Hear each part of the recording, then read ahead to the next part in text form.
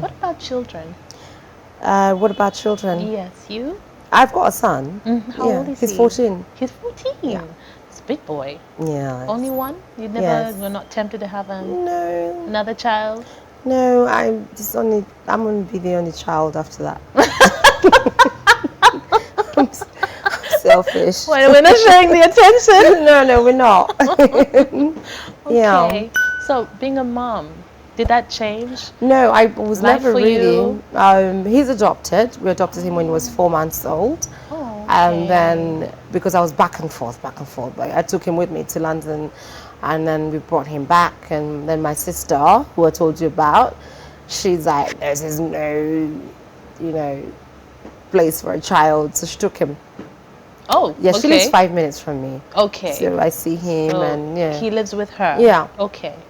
All right. And she has kids. So he has like Yeah, siblings he calls and all her of mom, that. and he calls me Nyako, which means baby girl, because my mom used to call me that. Okay. So, but we have a great What relationship. We motivated you co-parent. to adopt? Because I thought that I wanted to see if I could be a parent, and then I tried it, and I just thought I'm too selfish to be a parent. That is honesty. Yeah, That is because there's a lot of pressure. You know this. there is a lot of pressure. Yeah, That's- I'm lucky that. And it's not even. yeah. I'm not going to say as an African woman, just as a woman in general. Absolutely. Globally, they're like, okay, you're a woman. Steps: must get married, must have children. Yeah. And Have you ever felt that? No, Well, because that my mother's not here. And even if she were here, I don't think she would say that to me, because she wasn't the type of woman. My dad also, I don't know. And then all my cousins, they're not the type of people who say, have a child. Do you know what I mean? Well, you're lucky then. Yeah. And my brothers, nobody's really, they all have children. They have amazing children. And some other brothers don't have kids. So there's no pressure whatsoever. I just feel I'm selfish. I want to wake up and take my handbag and just get on a plane and leave. You can't do that with a child. A child is not your next Gucci accessory. Yeah. It isn't. I see people, oh, he's so cute. And for what I tried that. And I have had the experience with my son, and I felt he was cute until he was 4, and I got him all these lovely things. And then he started growing up, and then he became a little rascal, and I thought, you can't be my son anymore. We on the street, like, I want this, and I thought, what? No, you're going back home. So then I felt, I can't do it. Okay. Yeah. And you never felt Never. what do they call it? The biological Yeah, clock? no. Nobody's growing old here. It's okay. If I feel it at 70, I will have a surrogate. Okay. Yeah. And what about your husband? Does he have children of his own? Children, yeah. Ah, okay. Yeah. They're much older? Yes, they are. Okay. So he's older than me, but it's cool. There's no pressure. I tell everyone, do not be pressured into having children. It's not easy. It's a lifetime. I've seen that with my own family growing up. Yeah, there's no turning back. No. It's a commitment. All right. I respect that, you're living your life the way you want to. Absolutely. So what brings you joy? My space. Your space. Yes. Going back into my home, it's my sanctuary, and I have my 12 pillows on my bed, and I just lay there and I 12? yes, and they have to be like this, Are they all stacked yeah, in like order? that, and the little ones and the fluffy ones, and sleep is very important. I haven't had a lot of sleep over the years, so Why? I don't know. I Like you guess suffered partying, insomnia? and that's why I say, well, you shouldn't worry so much. Just partying and worrying about things that are not important, and so when I sleep, I really sleep. I like to sleep. You like to sleep? All right. So you talked about like you pray, you Yeah. meditate. Do you do yoga? Do you work out? I do try and work out at least 3 times a week. Slight workout. But I have a personal trainer if I ever need him. I lose weight quickly. Oh, lucky you. Yes, I mean I'm crazy when I go to the gym. That's the whole thing about me. I don't have an in between. It's either go hard or just don't do it. Yes, so Jay, I haven't seen him in a year. But when I need him, I'll call him, and then 2 weeks we'll go in. Really? Yes. So you do like intense workouts every single day, but and you also it's change your diet painful. then? Yeah, kind of, but I eat, like I love my food, but the carbs there, he'll tell me not to eat pork and then I'll juice a bit, you know, and then he will cut all the fruit because there's a lot of sugar in that. Okay. Yeah. And another thing that I like also is celery sometimes. Celery, so juice celery first thing in the morning. So getting your own sparkling wine, how? I had to do the whole thing. Had you always wanted to do that? Did someone plant the No, seed? I have a friend who's got contacts in South Africa. Okay. So I spoke to him at the time he was living in Toronto. He is Ugandan, and then he introduced me to someone over there, and I had to do the whole test of the sugar levels and just find out. It was like going back to school. So we found a vineyard and then the branding, of course. Everything. The branding was the hardest part. My gosh, and I had to do it to international standards, you know. So and then go through Ministry of Agriculture in South Africa to get the certificate. So it's a 4-year process. Taxes on alcohol in Uganda is ridiculous. It's 100-something%, you know. So by the time you bring your container, you're paying almost 100 million in taxes. Yeah. Okay. It's pointless. Doesn't make sense. Let's just drink our products from UBL. But you wanted to do it? I wanted to do it. And you did it. And I did it. And it's fantastic. It's at the Kampala Serena Hotel. That's their House Rosé. Yeah. So I've done it, and I have a couple of bottles in South Africa. Feeling, a sense of accomplishment. It is. I've done a few things in my life that I'm proud of. So, Okay. like I said, I have no regrets. I kind of feel like that money, I could have gone to Saint-Tropez on a yacht with the girls, but then I think, no. Don't think that. Because I think it's important to talk about the process, because a lot of people see that and be like, wow, I want to do that. But it takes some degree of dedication. It's unbelievable, because you just don't get the certificates like that. Going through the ministry, and they have to test it, and then get the certificate, and then the branding, just finding the right logo, and making sure that it, you know, and the barcodes, and then coming here. They tested that, and it took weeks and weeks and weeks. It sat on my bottle, and then you're thinking, come on guys, I have a certificate from South Africa. It's good to, you know, but Uganda is saying no, we're not sure if the product it's great for consumption in the market. Oh my god, I had to go to the offices in out somewhere towards off of Ginger Road. It was crazy. It's not even about the money. It's just, this is how much it costs, and they're doing investigations. You're lying. It doesn't cost as much, because the bottle is an amazing bottle. It really does look very expensive. I have to explain, then they have to get the suppliers to write letters. Yeah, I know people that have businesses that have containers, and they've given up. They left them at your Nakawa. It's tough. Okay. Yeah.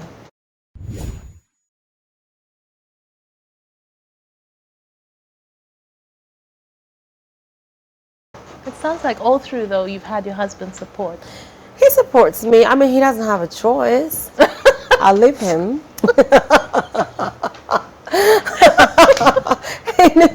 I will leave him. Okay. I'm not a bully. We love each other. He calls me madam. He gets you. He gets you. No. I've told him. I said, listen, because like I said, no marriage is perfect. Yeah. Gosh, you should, see us on Luthuli Avenue chasing each other. Because I'm crazy. The neighbors know. We sat a screaming match between each other. You're this and you're that. And there are days when I pack his bags and I put his passport, I said, now go. Go. I call Sekanyola, change the locks. Go. Drama. I know, right? And then it's like, okay, but madam, you listen. It's not. I said, okay, yeah, I'm listening. So then next day, we're having breakfast, and it's great. That's just hilarious. No, it's not. I tell you what, marriage is tough, and I just like. And it does have. Yes, and if you can do it, and if you go through the first 3 years, I say, then the next 7 and 10, you become really good friends, and you're supportive, and I would say get to know each other. Your weaknesses. He knows I love to. If I can sleep, I will sleep. Okay. Yeah, he says she's sleeping.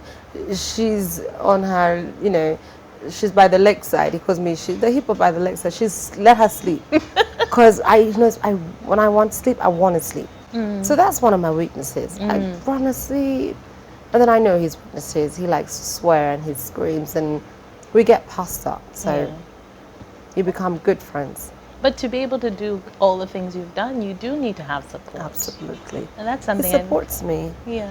You know, he doesn't mind me staying at home. But at the same time, he's very supportive.